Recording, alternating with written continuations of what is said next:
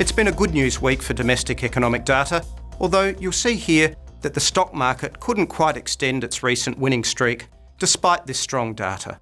So after 7 straight weeks of gains, finally a down week for the ASX 200. And similarly for most overseas stock markets, which have had a fabulous recovery over the last month and a half, but now are battling a dose of reality that they can't rely on stimulus forever. At some stage, we'll need genuine growth rather than artificially created growth.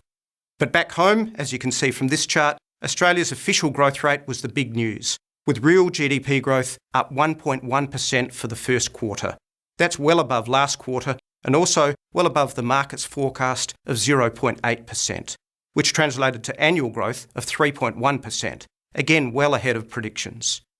The strong result was mainly due to resource export values, which despite the fall in mining investment are clearly maintaining their positive impact.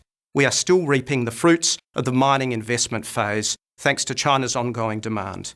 And other contributors to the growth included housing construction, consumer spending, and of course the services sector. The weak part of the data was income growth, or the lack thereof, with real domestic income only growing 0.6% year on year. So don't write off that next RBA rate cut just yet. Other data over the week included a narrowing in the trade deficit in April, thanks to a sharp rise in rural and gold exports. And slightly less impressively, retail sales were up 0.2% in April, maintaining the positive trend, but also reflective that demand is consistent but not accelerating. The unusually mild autumn appears to have hit clothing sales, which fell 0.9% month on month, and food sales were also in negative territory. Overseas, some mediocre Chinese figures were seen, and the US jobs market is in focus, with its impact on the next US rate rise a topic of hot debate.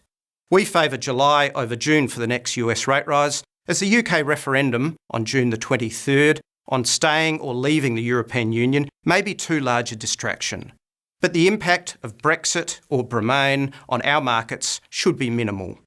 And finally, the latest Dun & Bradstreet's trade payments figures showed that Australian businesses paid their invoices in a record short period of just 43.7 days in the March quarter, no doubt assisted by low interest rates. So while larger businesses are taking a little longer to pay their invoices, these record low interest rates and inflation rates are driving unusual outcomes. And we can expect more of the same: low interest rates, low inflation, and a slow but steady growth rate into the new financial year. I'll see you next week for the next market update from Bendigo Bank.